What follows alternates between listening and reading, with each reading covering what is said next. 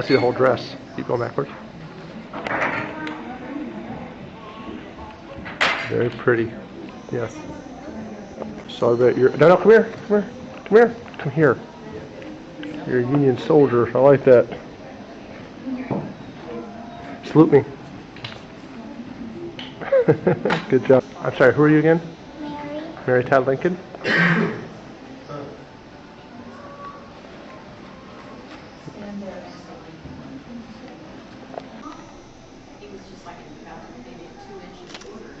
Wait, Creighton, I want to get one of you down, buddy. Oh, that's perfect. Say 4 score, like that. No, put your hand. Can you move it right in front of your face? Looks like Abraham Lincoln.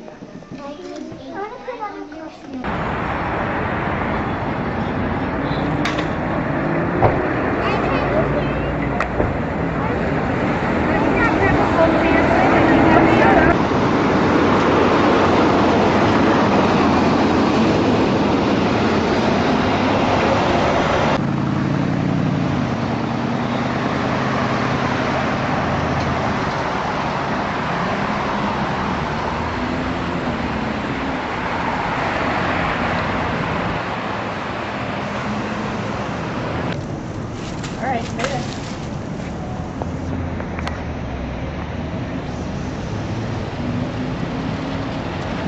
That's a good picture, buddy. That's gonna go in the scrapbook. Are you done posing? Shall we go in, or?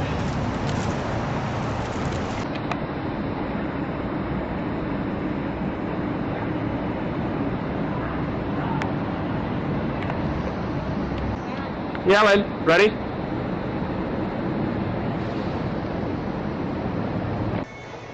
Post office reworked.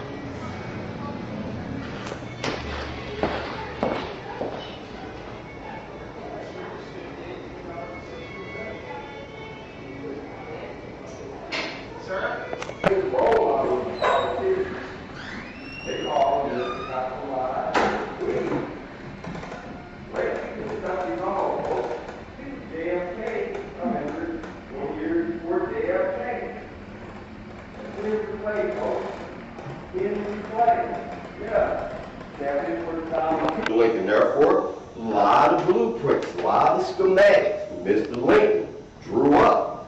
His buddy McCormick adopted those principles and modernized the tractor. Yeah, Lincoln was an innovator, folks. He didn't want to run for president. Yeah, he was just a smart guy. Okay, let's go to the college work.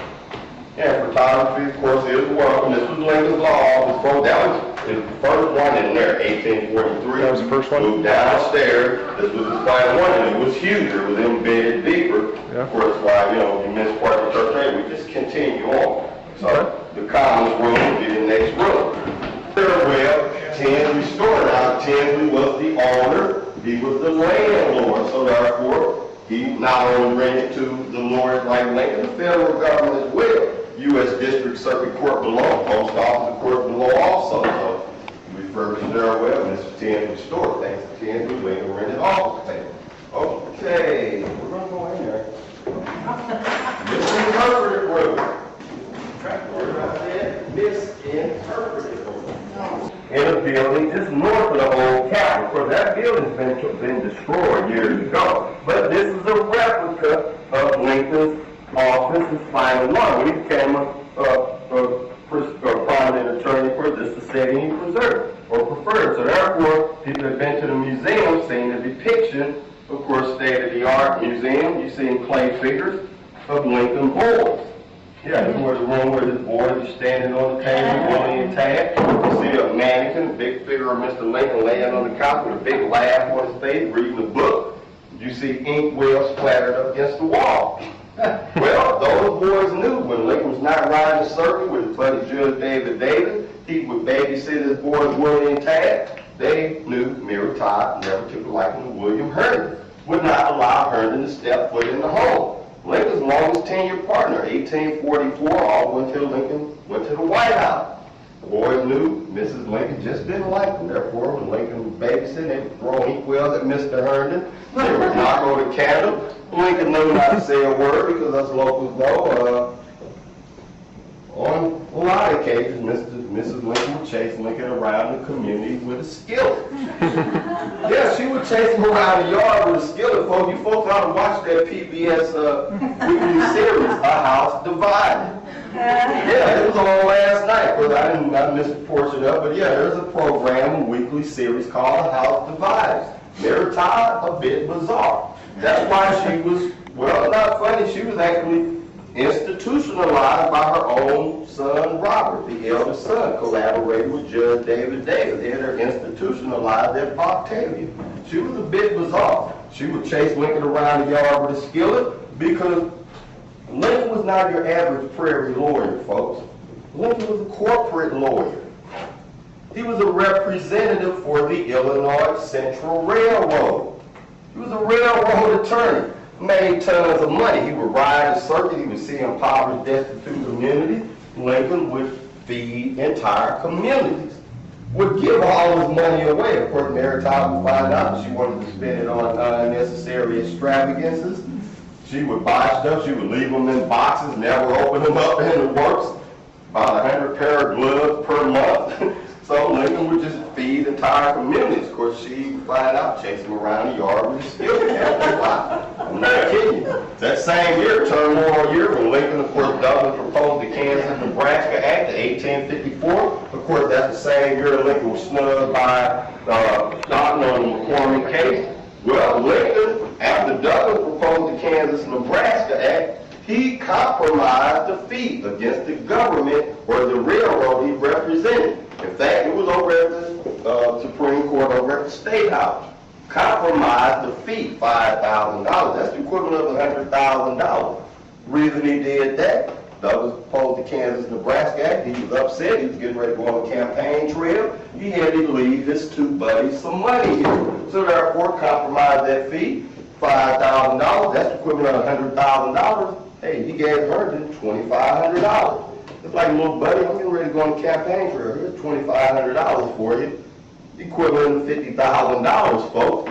His other buddy, of course, I'm portraying William Florville. In the text, how Mr. Lincoln would come in here, entertain his buddy Baker and Matheny, for the Matheny best man at his wedding. Baker named her second son after him, became Oregon's first senator. Well, it's in the text how he would slightly open up the chute to eavesdrop on the court cases below. It's in the text. Can't remember what book. It's also in the text where Mr. Lincoln overheard a belligerent crowd in excess of over 20 people getting ready to attack his little buddy Eddie Baker in the courtroom. Therefore, Mr. Lincoln opened up the chute. He jumped to the courtroom like the original Batman he was. Yeah, Lincoln was the Cape Crusader. He was the original Cape Crusader. Imagine he had those big capes, the big hat. He was a bit bizarre, like the Batman. I think that's where that inspiration came from. He jumped for the courtroom to save his buddy Baker, but not in here. So therefore, we had a meeting last year. Folks, it didn't happen here. That building's been destroyed. But true event, he did jump to the courtroom like the original Cape Crusader. He was the Batman. The tears deposit. So remember, folks, this courtroom, that's why the tears deposit said actually relocate the courtroom. It was further this way. In fact, seeing the depiction of one of the old newspapers, and I do not recommend seeing that right there. So I know it was further this way. In fact, from what I heard, that trap door continued on, so therefore the railings were about here. And like I explained to the gentleman that was here when I first started the tour, remember, sir, it was just dead deeper all into the other building. But this is all state had right now. Of course, thank you, Clark Smith, Lincoln's brother-in-law. He had that wall put up in 1874 to quarter these two blocks off for non-use, the upper level, from 1874 all the way to 1963. So thanks to Clark Smith, Lincoln's brother-in-law, who married Mary Todd's younger sister Ann. Hey, he preserved this for Lincoln. That was 9 years after Lincoln's death. So we have it. This was a U.S. District, U.S. Circuit Court. Lincoln, of course, primarily rode the circuit. But he had cases here. In fact, he had a case in 1844 against his previous boss, Logan. It was an IOU. In fact, it was called the Beebe Brothers Trial in 1844. Like I said, IOU.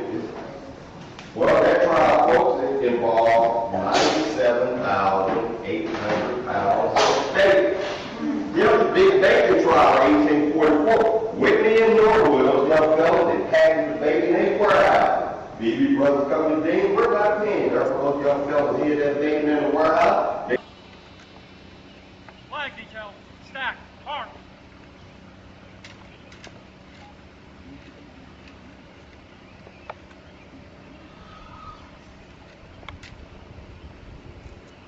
Flag detail, post.